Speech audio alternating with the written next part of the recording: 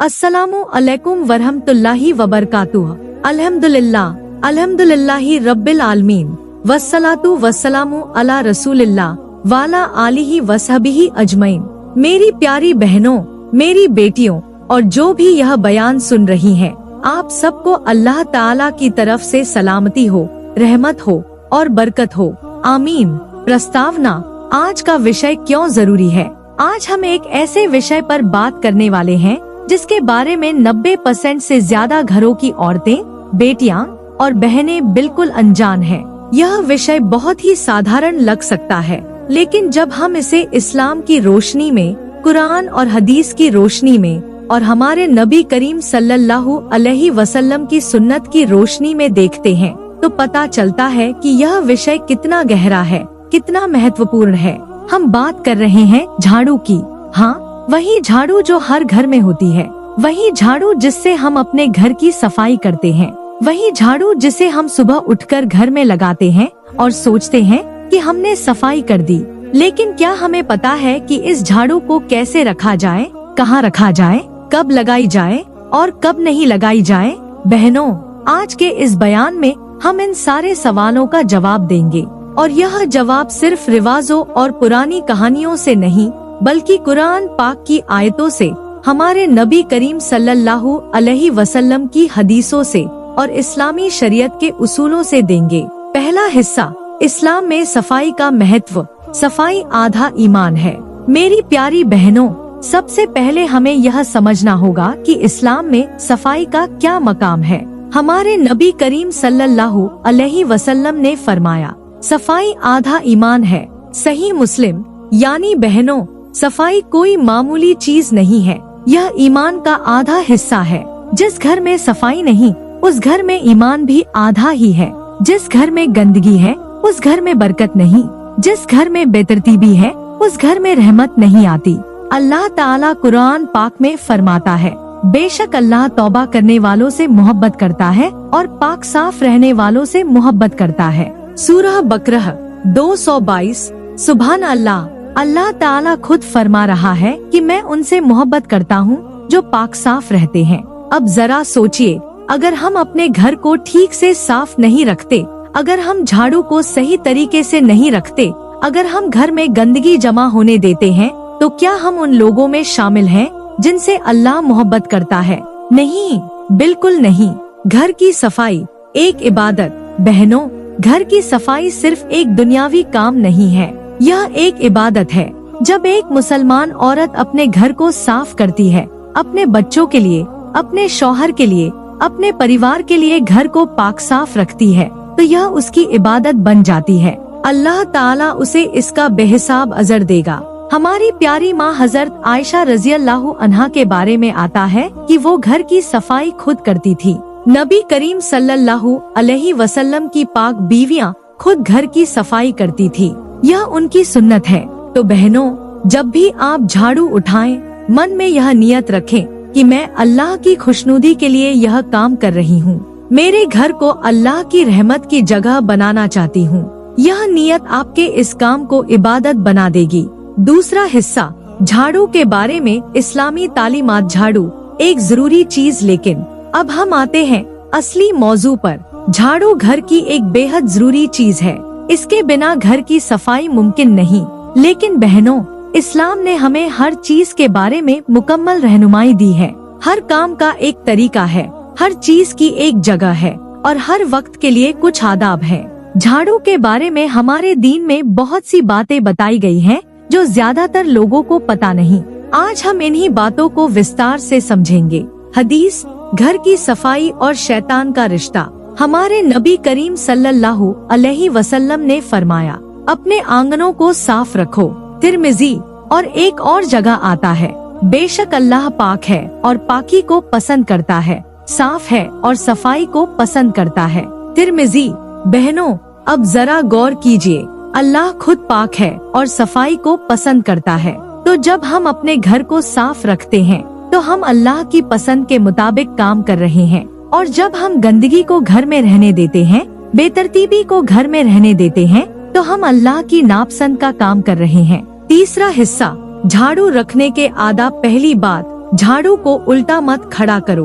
बहनों, पहली बात जो बहुत जरूरी है वो यह है कि झाड़ू को उल्टा यानी सींग की तरफ से ऊपर खड़ा नहीं करना चाहिए। आपने देखा होगा कि बहुत से घरों में झाड़ू को दीवार से लगाकर उल्टा खड़ा कर दिया जाता है, यानी जो हिस्सा जमीन पर लगता है वो ऊपर और जो हाथ में पकड़ा जाता है वो नीचे। यह बहुत ही गलत तरीका है। इसके कई कारण हैं। पहला कारण यह बेअदबी है। जब आप किसी चीज को उल्टा करते हैं तो यह उस चीज की बेइज्जती है, और जब घर की कोई भी चीज बेइज्जत होती है तो घर से बरकत उठ जाती है। दूसरा कारण, जब झाड़ू को उल्टा खड़ा किया जाता है तो उसके सींकों में जो गंदगी, धूल, कीटाणु होते हैं वो नीचे गिरते हैं। इससे घर की जमीन दोबारा गंदी हो जाती है। यह तो सफाई का उल्टा असर हुआ। तीसरा कारण, आध्यात्मिक दृष्टिकोण से बहनों, उलमाए किराम फरमाते हैं कि हर चीज का एक तरतीब होता है। जब हम चीजों को उनकी सही जगह और सही तरतीब में रखते हैं तो घर में निजाम, व्यवस्था आती है। निजाम से बरकत आती है, और जब निजाम टूटता है तो बरकत जाती है। दूसरी बात, झाड़ू को खुले में मत छोड़ो। बहनों, दूसरी बेहद जरूरी बात यह है कि झाड़ू का इस्तेमाल करने के बाद उसे हमेशा बंद जगह रखें, यानी उसे किसी अलमारी में, किसी कोठरी में या किसी ऐसी जगह रखें जहां वो दिखे नहीं। झाड़ू को घर के बीच में, कमरे में खुले में छोड़ना बहुत नुकसानदेह है। क्यों? पहला, झाड़ू में घर की सारी गंदगी, धूल, बैक्टीरिया, वायरस होते हैं। जब झाड़ू खुले में होती है तो यह कीटाणु हवा में फैलते हैं और घर के सदस्यों को बीमार करते हैं। यह एक वैज्ञानिक सच्चाई है। दूसरा, इस्लाम में हर चीज की एक जगह होती है। नबी करीम सल्लल्लाहु अलैहि वसल्लम ने फरमाया कि हर चीज को उसकी जगह पर रखो। जब हम चीजों को उनकी जगह पर नहीं रखते तो घर में बेतरतीबी आती है, और बेतरतीब घर में रहमत नहीं आती। तीसरा, झाड़ू को खुले में देखने से दिल पर एक नकारात्मक असर होता है। जब मेहमान आए, जब कोई घर आए और उन्हें झाड़ू खुले में पड़ी दिखे तो यह घर की बेइज्जती है, और जो घर अपनी इज्जत नहीं रखता उस घर की बरकत चली जाती है। तीसरी बात, झाड़ू को दरवाजे के पीछे मत छुपाओ। बहनों, कुछ घरों में झाड़ू को दरवाजे के पीछे रख दिया जाता है। यह भी सही नहीं है। दरवाजा घर का मुंह होता है। दरवाजे से रहमत और बरकत अंदर आती है। मेहमान दरवाजे से आते हैं, अल्लाह के फरिश्ते दरवाजे से आते हैं। जब दरवाजे के पीछे गंदी झाड़ू रखी हो तो यह इस दरवाजे का अपमान है। नबी करीम सल्लल्लाहु अलैहि वसल्लम ने दरवाजे के बारे में बहुत हिदायत दी हैं। दरवाजे को पाक साफ रखना, दरवाजे पर बिस्मिल्लाह पढ़ना, दरवाजे पर दुआ पढ़ना, यह सब सुन्नत है। तो दरवाजे के पीछे झाड़ू रखना यह सुन्नत के खिलाफ है। चौथी बात, झाड़ू को बाथरूम में मत रखो। बहनों, यह बहुत आम गलती है। बहुत से घरों में झाड़ू को बाथरूम में रख दिया जाता है। यह बिल्कुल गलत है। बाथरूम घर की सबसे नापाक जगह है। वहाँ शैतान और जिन्न रहते हैं। यह हदीस से साबित है। नबी करीम सल्लल्लाहु अलैहि वसल्लम ने बाथरूम में जाने से पहले खास दुआ पढ़ने का हुक्म दिया है, क्योंकि वहाँ शैतान और बुरी ताकतें होती हैं। तो जब आप झाड़ू को बाथरूम में रखती हैं और फिर उसी झाड़ू से घर साफ करती हैं, तो क्या हो सकता है? बाथरूम की नजासत, बाथरूम के कीटाणु, यह सब आपके घर में फैल जाते हैं। झाड़ू रखने की सही जगह, झाड़ू को किसी बंद अलमारी में, किसी कोठरी में या घर के किसी ऐसे हिस्से में रखें जो बाथरूम से दूर हो और जहां बच्चे आसानी से न पहुंच सकें। चौथा हिस्सा, झाड़ू लगाने का सही वक्त फजर के बाद झाड़ू लगाना। बहनों, यह बहुत जरूरी बात है। झाड़ू लगाने का सबसे बेहतरीन वक्त फजर की नमाज के बाद का है। फजर की नमाज पढ़ने के बाद सूरज निकलने से पहले इस वक्त घर की सफाई करना बेहद मुबारक है। क्यों? पहला कारण, इस वक्त रात की गंदगी, धूल और जो भी नजासत जमा हुई हो उसे साफ करने का सबसे सही वक्त है। दूसरा कारण, अल्लाह ताला फरमाता है कि सुबह के वक्त रोजी आती है। नबी करीम सल्लल्लाहु अलैहि वसल्लम ने फरमाया, मेरी उम्मत के लिए सुबह में बरकत दी गई है। अबू दाऊद, तिर्मिजी। तो जब रोजी की बरकत आ रही हो उस वक्त घर को साफ सुथरा रखें ताकि यह बरकत घर में आकर ठहर सके। मगरिब के वक्त झाड़ू मत लगाओ। बहनों, अब एक बहुत ही जरूरी बात, मगरिब के वक्त झाड़ू मत लगाओ। यह बात हमारे बुजुर्ग कहते थे। कुछ लोग इसे पुरानी कहानी समझते हैं, लेकिन इस बात में बहुत गहरी हिकमत है। मगरिब का वक्त बहुत बरकत वाला वक्त होता है। इस वक्त अल्लाह की रहमत नाजिल होती है। इस वक्त दुआएं कबूल होती हैं। इस वक्त फरिश्ते जमीन पर आते हैं। हदीस में आता है कि मगरिब के वक्त अपने बच्चों को घर के अंदर रखो, क्योंकि इस वक्त जिन्न और शैतान बाहर निकलते हैं। तो अगर आप मगरिब के वक्त झाड़ू लगा रही हैं, तो आप एक तरफ रहमत को बाहर फेंक रही हैं और दूसरी तरफ शैतानी ताकतों को घर के अंदर आने का रास्ता दे रही हैं। यह इत्तेफाक नहीं है कि हमारे बुजुर्गों ने मगरिब के वक्त झाड़ू लगाने से मना किया। यह उनकी हिकमत थी, यह सुन्नत की समझ थी। मगरिब के बाद रात के किसी भी वक्त झाड़ू लगाना भी नहीं है। रात का कूड़ा रात को ही घर में रहे, सुबह साफ करें। जुमे के दिन खास सफाई। बहनों, जुमे का दिन बहुत मुबारक दिन है। इस दिन खास तौर पर घर की सफाई करनी चाहिए। नबी करीम सल्लल्लाहु अलैहि वसल्लम ने फरमाया, जुमे का दिन दिनों का सरदार है। इब्ने माजा। जुमे के दिन मस्जिद की सफाई होती है। अपने घर को भी, जो आपकी छोटी सी मस्जिद है, जुमे के दिन खास तौर पर साफ करें। 5वां हिस्सा, झाड़ू का आध्यात्मिक असर, घर में रहमत और बरकत का राज। बहनों, अब हम एक बहुत ही गहरी बात करते हैं। यह बात हमारे उलमाए किराम ने बताई है और यह कुरान व सुन्नत से साबित है। अल्लाह ताला ने हर जगह के लिए कुछ अदब और आदाब मुकर्रर किए हैं। मस्जिद के आदाब है, मदरसे के आदाब है, बाजार के आदाब है और घर के भी आदाब हैं। जब हम घर के आदाब का ख्याल रखते हैं, जब हम घर में पाकीज़गी रखते हैं, जब हम घर में कुरान की तिलावत करते हैं, जब हम घर में नमाज पढ़ते हैं, जब हम घर में बिस्मिल्लाह पढ़कर काम करते हैं, तो अल्लाह की रहमत और बरकत उस घर में नाजिल होती है। और जब हम इन आदाब की खिलाफ वर्जी करते हैं, जब हम घर में गंदगी रखते हैं, जब हम चीजें बेतरतीब रखते हैं, जब हम झाड़ू को गलत जगह रखते हैं, तो रहमत और बरकत उस घर से उठ जाती है। शैतान और गंदगी का रिश्ता। बहनों, यह बहुत जरूरी बात है। शैतान गंदगी में रहता है। नबी करीम सल्लल्लाहु अलैहि वसल्लम ने फरमाया, जब सोने लगो तो घर में आग को ढक दो। बुखारी। इस हदीस से हम समझ सकते हैं कि रात को घर को ठीक से बंद करना, घर को संभालना, यह नबी की सुन्नत है। और जो चीजें गंदी हैं, जो चीजें नापाक हैं, जो चीजें बेतरतीब हैं, वो जगह शैतान की पसंदीदा जगहें हैं। अब सोचिए, अगर आपके घर में झाड़ू, जिसमें घर की सारी गंदगी है, अगर वो खुले में पड़ी है, बाहर दिख रही है, तो क्या वो शैतान के लिए एक दावत नहीं है? जब झाड़ू सही जगह, बंद जगह रखी जाती है, तो वो गंदगी एक जगह कैद रहती है। लेकिन जब झाड़ू खुले में होती है, तो वो गंदगी, वो नकारात्मक एनर्जी पूरे घर में फैल जाती है। छठा हिस्सा, झाड़ू के बारे में गलत रिवाजात, जादू टोने में झाड़ू का इस्तेमाल। बहनों, यह बहुत जरूरी बात है। झाड़ू का इस्तेमाल जादू टोने में किया जाता है। यह एक ऐसी हकीकत है जिसके बारे में बहुत कम लोगों को पता है। जब किसी घर पर जादू किया जाता है, तो उस जादू को अक्सर झाड़ू में छुपाया जाता है, या घर की झाड़ू के जरिए जादू किया जाता है। कैसे? जादू करने वाला, जो काम खुद हराम है, किसी की झाड़ू में कुछ चीजें छुपा देता है, या घर की झाड़ू को किसी मंत्र से पढ़ दिया जाता है, और जब उस झाड़ू से घर की सफाई होती है, तो वो जादू पूरे घर में फैल जाता है। इसीलिए बहनों, अपनी झाड़ू पर ध्यान रखें। अगर आपकी झाड़ू कहीं चली जाए और वापस आए, तो सावधान हो जाएं। अगर झाड़ू में कुछ बंधा हुआ मिले, कोई धागा, कोई गांठ, कुछ भी असामान्य चीज, तो तुरंत उसे जला दे और नई झाड़ू ले। इससे बचाव हर चीज की तरह झाड़ू पर भी बिस्मिल्लाह पढ़कर इस्तेमाल करें। घर में आयतल कुर्सी पढ़ते रहें। सूरा बकरा की तिलावत घर में रोजाना हो। यह जादू टोने से बचाव का सबसे बेहतरीन तरीका है। झाड़ू से मारना बहुत बड़ी गलती। बहनों, एक और बात जो बहुत जरूरी है, वो यह है कि झाड़ू से किसी को मत मारो। कुछ घरों में बच्चे शैतानी करे तो माँ झाड़ू उठा लेती है और बच्चे को मार देती है। यह बहुत गलत है। पहला कारण, झाड़ू एक गंदी चीज है।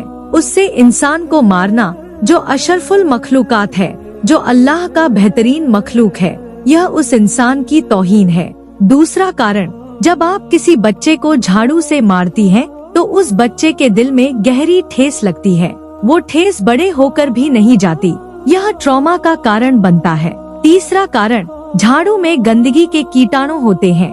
उससे मारने से चोट के साथ साथ इन्फेक्शन का भी खतरा होता है। इस्लामी हिदायत, नबी करीम सल्लल्लाहु अलैहि वसल्लम ने फरमाया कि बच्चों के साथ नरमी से पेश आओ। कभी किसी हकीर, छोटी चीज से किसी इंसान को मत मारो। सातवां हिस्सा, घर में झाड़ू की सही जगह। झाड़ू कहाँ रखें?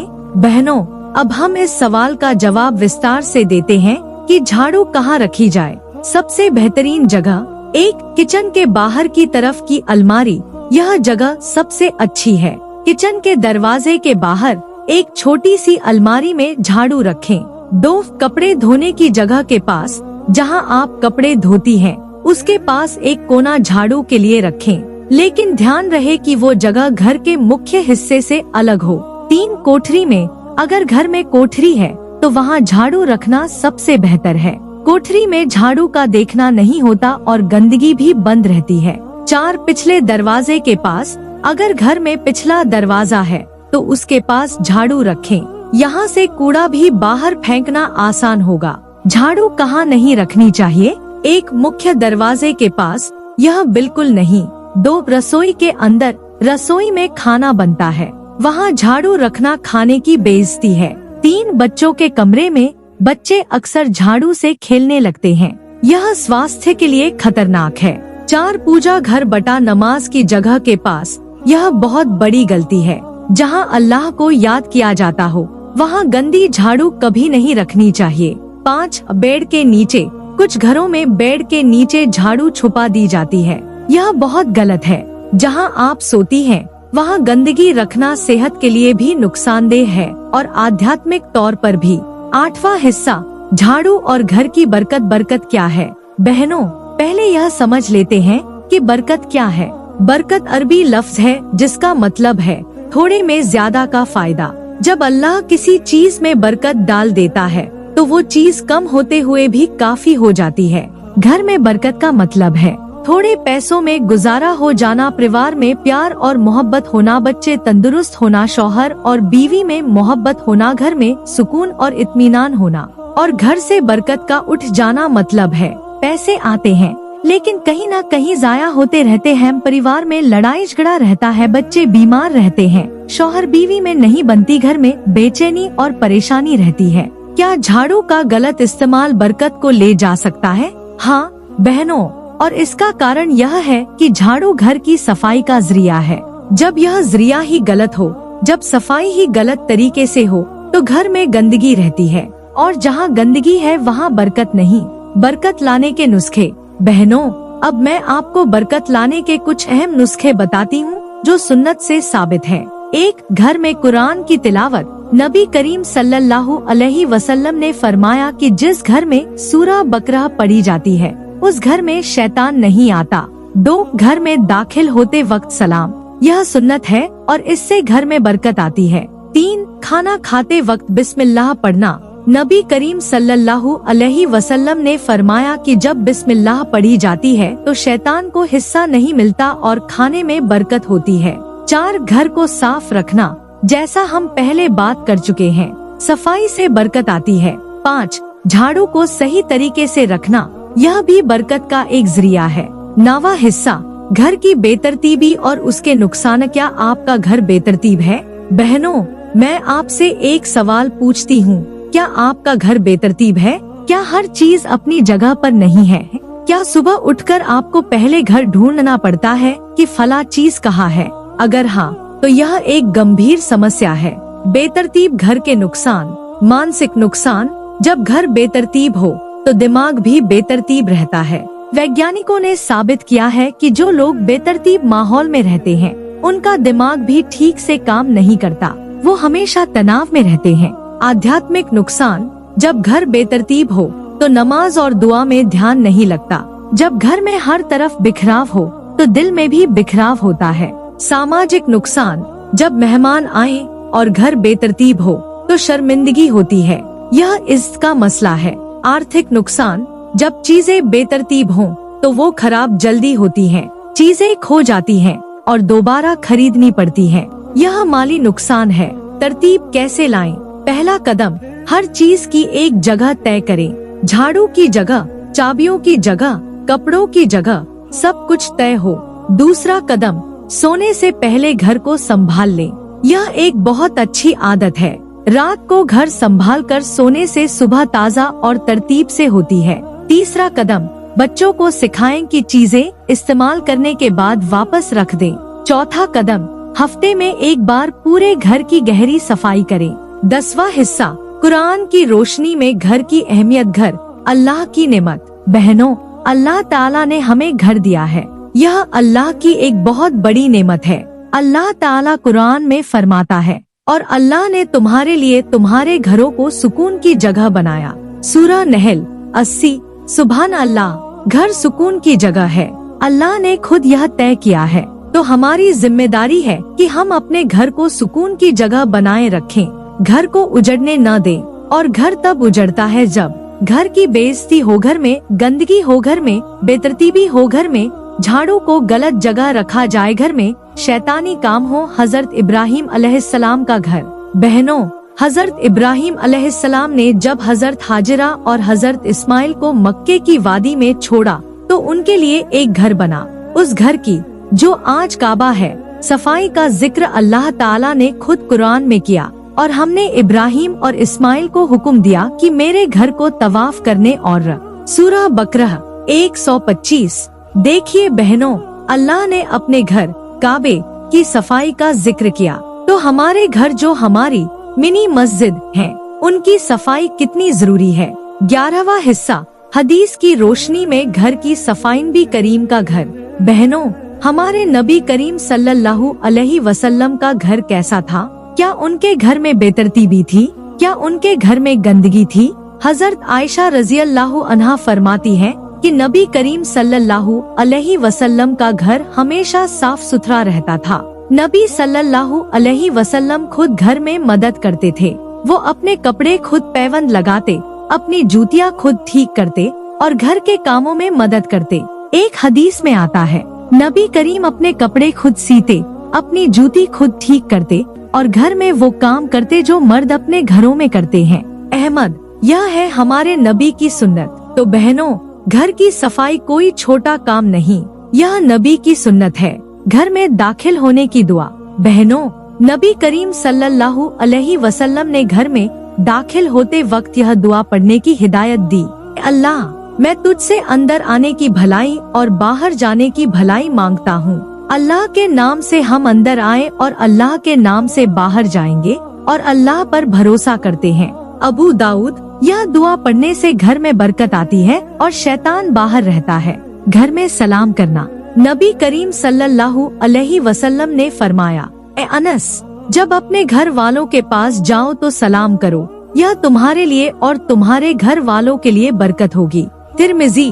तो बहनों, जब भी घर में आए बिस्मिल्लाह पढ़े, सलाम करें, यह घर में बरकत लाता है। 12वां हिस्सा, आधुनिक विज्ञान और सफाई। विज्ञान क्या कहता है? बहनों, अब हम देखते हैं कि आधुनिक विज्ञान क्या कहता है। दिलचस्प बात यह है कि इस्लाम ने 1400 साल पहले जो बातें कही थी, आज का विज्ञान उन्हें साबित कर रहा है। झाड़ू में बैक्टीरिया। रिसर्च बताती है कि एक इस्तेमाल की हुई झाड़ू में लाखों बैक्टीरिया होते हैं।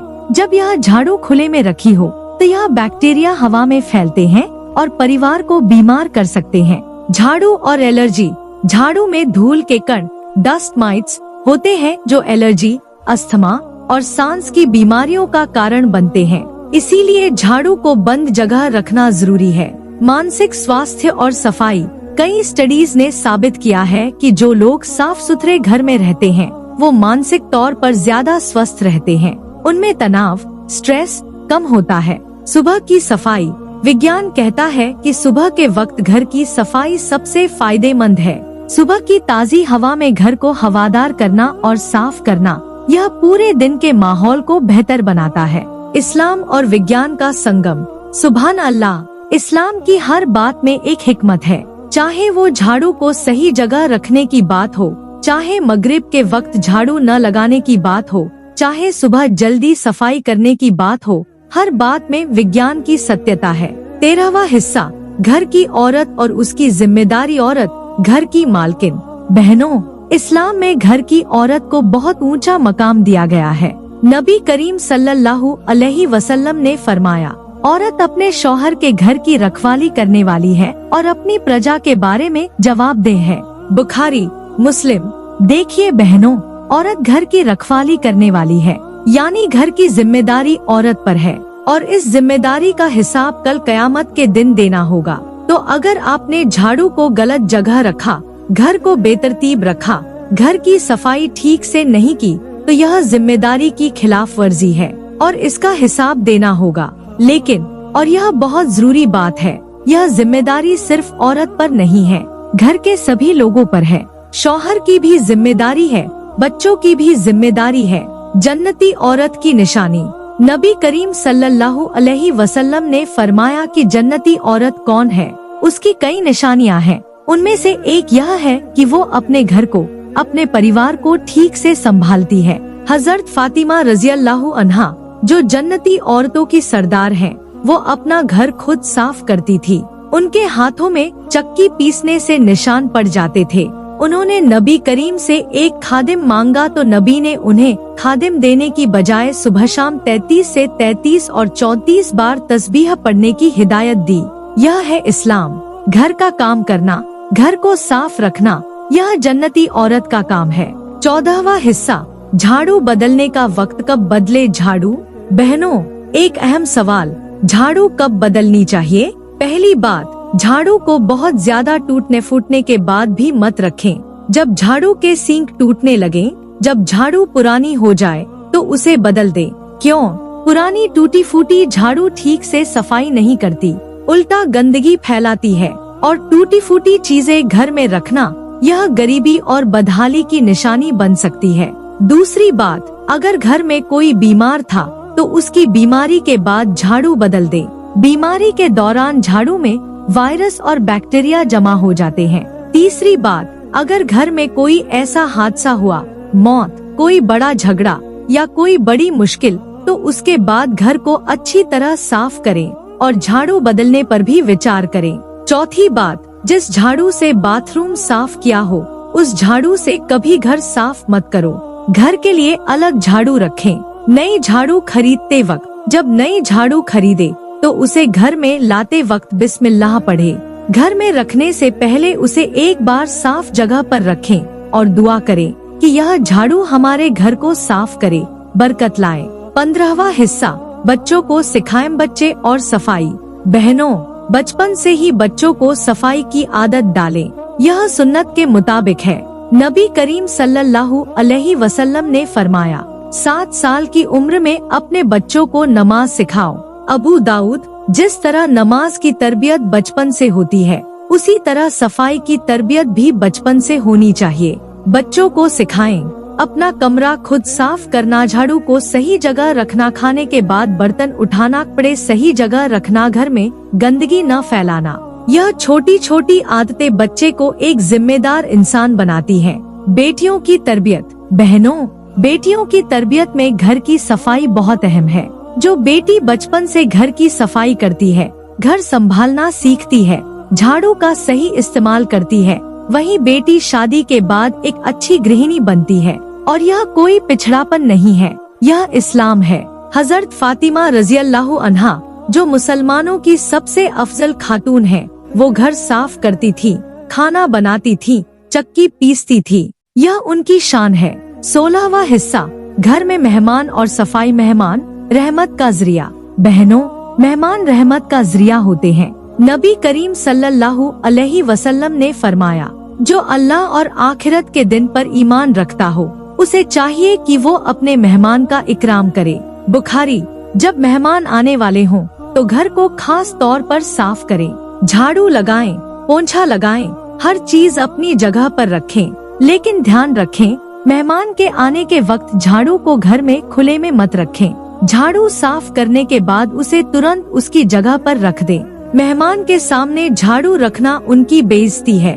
मेहमान के जाने के बाद जब मेहमान चले जाएं, तो उनके जाने के बाद घर को दोबारा साफ करें, यह सुन्नत है। लेकिन बहुत जरूरी बात, मेहमान के जाते ही फौरन झाड़ू मत लगाओ। मेहमान अभी दरवाजे से निकले ही न हो और आप झाड़ू लगाने लग जाएं, यह बहुत बड़ी बेअदबी है। इससे मेहमान को लगता है कि ये हमें बोझ समझते थे और अब खुश हैं कि हम गए।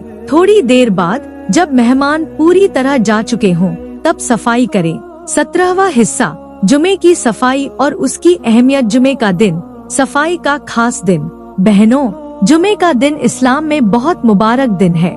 इस दिन की कुछ खास सुन्नतें हैं, जिनमें से एक है गुस्ल करना, यानी पूरे बदन को धोना।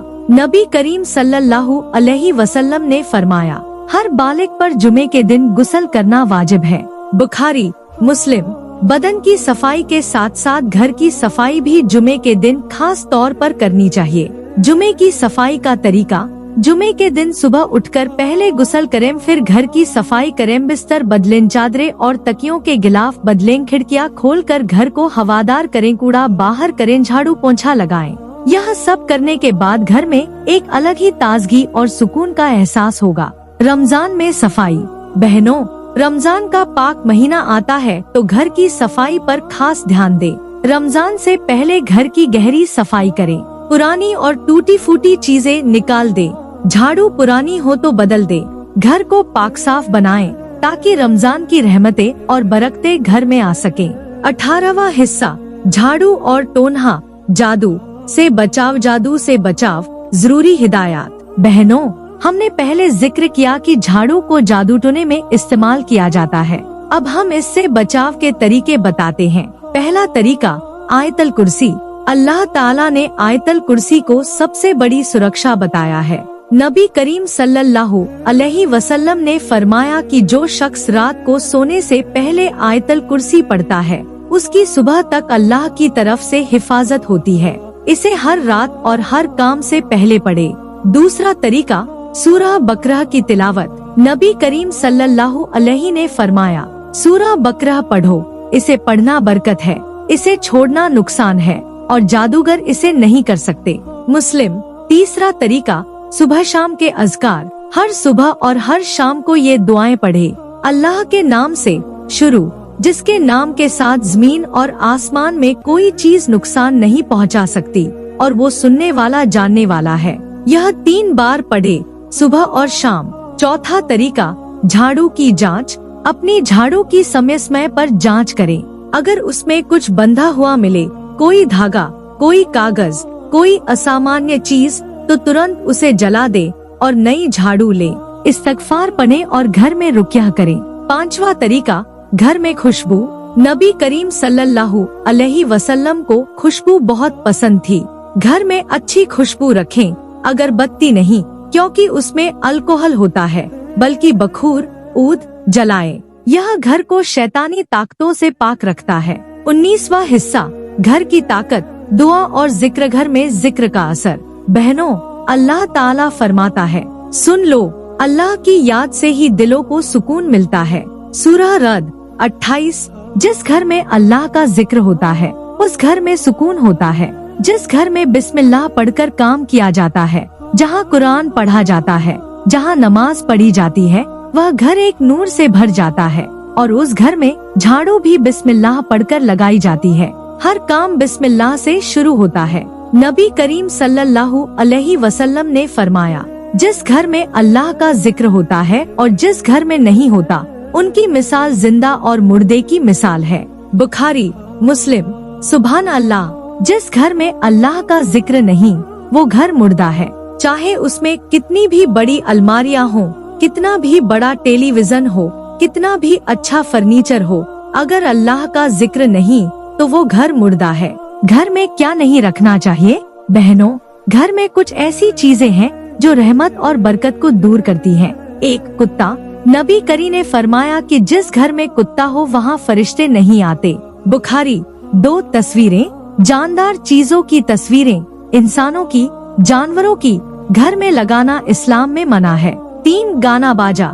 घर में गाने बाजे की आवाजें, टेलीविजन पर, रेडियो पर, यह भी घर की बरकत को खत्म करती है। 4. नशे की चीजें। शराब और नशे की कोई भी चीज घर में रखना हराम है। 5. गंदगी और बेतरतीबी। जैसा हमने बात की, गंदगी बरकत को दूर करती है, और जब यह चीजें घर में हो तो झाड़ू से सफाई करना भी बेकार है। बाहर की गंदगी तो साफ होगी, लेकिन रूहानी गंदगी कैसे साफ होगी? 20वां हिस्सा, सुन्नत के मुताबिक सफाई का पूरा तरीका। सुबह की सफाई का पूरा तरीका। बहनों, अब हम एक मुकम्मल तरीका बताती हैं जो सुन्नत के मुताबिक है। 1. फजर की नमाज पढ़े। फजर की नमाज से पहले कुछ नहीं, नमाज पहले, सफाई बाद में। 2. बिस्मिल्लाह पढ़े। जब सफाई शुरू करें, बिस्मिल्लाह पढ़े। 3. खिड़कियाँ खोलें। सबसे पहले घर की खिड़कियाँ खोलें, रात की बासी हवा बाहर जाए, ताजी हवा अंदर आए। 4. बिस्तर ठीक करें। सुबह उठकर पहले बिस्तर ठीक करें, बिस्तर खोल कर रखना मत छोड़े। 5. झाड़ू लगाएं। बिस्मिल्लाह पढ़कर झाड़ू लगाएं। एक कोने से शुरू करें और क्रमबद्ध तरीके से सफाई करें। 6. कूड़ा बाहर करें। झाड़ू से जो कूड़ा जमा हो उसे तुरंत बाहर करें, घर में मत रखें। 7. पोंछा लगाएं। झाड़ू के बाद पोंछा लगाएं। 8. झाड़ू को उसकी जगह रखें। पोंछा लगाने के बाद झाड़ू को तुरंत उसकी जगह पर रख दें। 9. अल्हम्दुलिल्लाह कहें। सफाई के बाद अल्हम्दुलिल्लाह कहें। अल्लाह का शुक्र अदा करें कि उसने हमें इतना प्यारा घर दिया। 21वां हिस्सा, घर के हर कोने की सफाई। घर के कोने कोने में नूर। बहनों, घर के हर कोने की सफाई पर ध्यान दें। अक्सर होता है कि हम मुख्य जगह साफ कर लेते हैं, लेकिन कोनों को भूल जाते हैं। घर के कोनों में क्या होता है? धूल जमती है, मकड़ी के जाले बनते हैं, कीड़े मकोड़े रहते हैं, गंदगी जमती है। इस्लामी हिदायत, नबी करीम सल्लल्लाहु अलैहि वसल्लम ने फरमाया कि घर की सफाई करो और मकड़ी के जाले हटाओ, क्योंकि मकड़ी के जाले फकर, गरीबी लाते हैं। यह बात बहुत अहम है।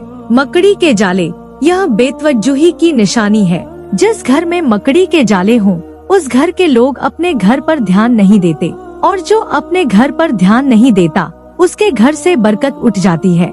बाथरूम की सफाई। बाथरूम की सफाई पर खास ध्यान दे। नबी करीम ने बाथरूम के बारे में खास हिदायत दी हैं। बाथरूम में जाने से पहले बिस्मिल्लाह और दुआ पढ़ें। बाथरूम में अल्लाह का नाम मत लें। बाथरूम से निकलते वक्त दुआ पढ़ें। बाथरूम के लिए अलग झाड़ू रखें। घर और बाथरूम की झाड़ू कभी। रसोई की सफाई। रसोई वह जगह है जहां खाना बनता है। खाना हमारी जिंदगी है, हमारी सेहत है, तो रसोई की सफाई पर सबसे ज्यादा ध्यान देना जरूरी है। रसोई की सफाई के आदाब। खाना बनाने से पहले बिस्मिल्लाह पढ़ें। हाथ धोएं। रसोई को साफ सुथरा रखें। खाना बनने के बाद रसोई साफ करें। रात को बर्तन धोकर सोएं। नबी करीम ने फरमाया कि रात को बर्तन ढक कर सोएं, चाहे एक दिन का ही रख दें, क्योंकि रात को शैतानी ताकतें खुले बर्तनों में कुछ मिला सकती हैं। 22वां हिस्सा, झाड़ू और घर की खुशहाली। खुशहाल घर की पहचान। बहनों, एक खुशहाल घर की क्या पहचान है? घर में सफाई हो, घर में तरतीब हो, घर में खुशी हो, घर में ईमान हो, घर में नमाज हो, घर में कुरान हो, घर में प्यार हो। और यह सब तभी होता है जब घर की मालकिन, वो औरत, अपना फर्ज ईमानदारी से अदा करे। घर की औरत की जिम्मेदारियाँ: घर को साफ रखना, बच्चों की तरबियत करना, शौहर की खिदमत करना, अल्लाह की इबादत करना, घर में इस्लाम की तालीम देना। जब यह सब ठीक हो तो झाड़ू जैसी छोटी सी चीज भी सही जगह पर होती है। जब सब कुछ बेतरतीब हो तो झाड़ू भी बेतरतीब होती है। झाड़ू एक मेटाफर। बहनों, झाड़ू एक मेटाफर भी है। जिस तरह झाड़ू घर की गंदगी साफ करती है, उसी तरह हमें अपने दिलों की भी सफाई करनी चाहिए। हमारे दिलों में भी बहुत सी गंदगियां हैं। गुस्सा, हसद, जलन, कीना, बैर, घमंड, लालच। इन दिलों की गंदगियों को साफ करने के लिए हमें चाहिए इस्तगफार, अल्लाह से माफी मांगना, नमाज, रोजा, ज़कात, दुआ, कुरान की तिलावत। जब दिल साफ होगा तो घर भी साफ होगा, और जब घर साफ होगा तो। 23वां हिस्सा, कुछ अहम सवाल और उनके जवाब। सवाल 1, क्या झाड़ू लगाना औरत की जिम्मेदारी है? जवाब, इस्लाम ने घर की देखभाल की जिम्मेदारी औरत पर रखी है, लेकिन यह इस मफहूम में नहीं कि शौहर मदद नहीं कर सकता। नबी करी खुद घर के कामों में मदद करते थे, तो शौहर जब वक्त मिले मदद करे, लेकिन मुख्य जिम्मेदारी औरत की है। सवाल 2, झाड़ू को रात को क्यों नहीं लगाना? जवाब, रात का वक्त आराम का वक्त है। रात को घर में सुकून होना चाहिए। जब रात को झाड़ू लगाई जाए तो घर में शोर शराबा होता है, धूल उड़ती है, यह माहौल को बिगाड़ता है। इसके अलावा रात को शैतानी ताकतें ज्यादा सक्रिय होती हैं, तो उस वक्त गंदगी फैलाना मुनासिब नहीं। सवाल 3, अगर घर में कोई बहुत बीमार हो तो? जवाब, अगर घर में कोई बहुत बीमार हो तो उसके कमरे की सफाई खास ध्यान से करें। मास्क पहनकर, दस्ताने पहनकर और उस कमरे की झाड़ू अलग रखें, बाकी घर की झाड़ू अलग। सवाल 4, क्या बाजार वाली प्लास्टिक झाड़ू ठीक है या पुरानी सींक वाली? जवाब, सींक वाली झाड़ू ज्यादा बेहतर है। यह प्राकृतिक है, आसानी से जैव अपघटित बायोडिग्रेडेबल हो जाती है। प्लास्टिक झाड़ू ऐसी नहीं है, लेकिन जो भी इस्तेमाल करें सही तरीके से करें। सवाल 5, झाड़ू खरीदते वक्त कौन सी झाड़ू लें? जवाब, झाड़ू खरीदते वक्त ध्यान रखें झाड़ू मजबूत हो, इतनी बड़ी हो कि आरामदेह तरीके से इस्तेमाल हो सके, इतनी छोटी न हो कि झुककर लगानी पड़े, इससे कमर दर्द होता है। हाथ का हिस्सा आरामदेह हो। 24वां हिस्सा, कुछ और अहम बातें झाड़ू और नजर। बहनों, नजर ईविल आई एक हकीकत है। कुरान और हदीस दोनों अल्लाह ताला फरमाता है, और काफिर अपनी नजरों से तुम्हें हटाना चाहते हैं। सूरह कलम 51। नजर की वजह से घर पर भी असर होता है, तो झाड़ू को बाहर खुले में रखना जहां सबकी नजर पड़े, यह भी मुनासिब नहीं। नजर से बचाव, सुबह शाम की दुआएं माशाअल्लाह कहना, आयतल कुर्सी पढ़ना, मुअव्विज़तैन, सूरह फलक और सूरह नास पढ़ना, झाड़ू और गरीबी। बहनों, एक और बात, झाड़ू को जब टूटी फूटी हालत में रखा जाए तो यह फकर, गरीबी की निशानी बन सकती है। जब घर में हर चीज टूटी फूटी हो, पुरानी हो, बेतरतीब हो, तो यह घर की कमजोरी है। अपने घर को जितना हो सके आबाद और सजासवारा रखें, यह इस्लाम की तालीम है। नबी करीम ने फरमाया, बेशक अल्लाह खूबसूरत है और खूबसूरती को पसंद करता है। मुस्लिम, अल्लाह खूबसूरती को पसंद करता है, तो अपने घर को भी खूबसूरत रखें। 25वां हिस्सा, 90% औरतें क्यों नहीं जानती असली वजह। बहनों, आपने देखा होगा कि इस बयान का टाइटल है 90% औरतों को नहीं पता, तो आखिर यह बात क्यों नहीं पता? पहली वजह, दीन की तालीम से दूरी। जब हम दीन नहीं पढ़ते, कुरान नहीं ढाता, हमें यह छोटी छोटी बातें कैसे पता चलेंगी? दूसरी वजह, बड़ों का ज्ञान आगे नहीं आया। हमारी दादियाँ, नानियाँ, उन्हें यह बातें पता थी, लेकिन आज के दौर। तीसरी वजह, आधुनिकता की दौड़। आज की औरत यह सोचती है कि यह पुरानी बातें हैं, लेकिन बहनों, इस्लाम की कोई बात पुरानी नहीं होती, इस्लाम हमेशा के लिए है। चौथी वजह, मदरसों और दीनी। क्या करें बहनों? आज से यह काम करें, दीन पढ़े, कुरान पढ़ो, यह ज्ञान ढा। 26वां हिस्सा, एक सच्ची कहानी, एक खातून की कहानी। बहनों, मैं आपको एक खातून की कहानी सुनाती हूँ। यह कहानी उन अनगिनत खातूनों में से एक है जो हमारे पास आती हैं। एक खातून थी, बहुत पढ़ी लिखी, अच्छे घर से। उनके शौहर अच्छी नौकरी करते थे, लेकिन घर में बरकत नहीं थी। पैसे आते थे, लेकिन जाते भी बहुत जल्दी थे। बच्चे बीमार रहते थे। जब उनसे आत हुई तो घर में बहुत बेतरतीबी थी। झाड़ू हमेशा दरवाजे के पीछे खुली पड़ी रहती थी। रात को भी झाड़ू लगाई जाती थी। घर में कुरान की तिलावत नहीं होती थी।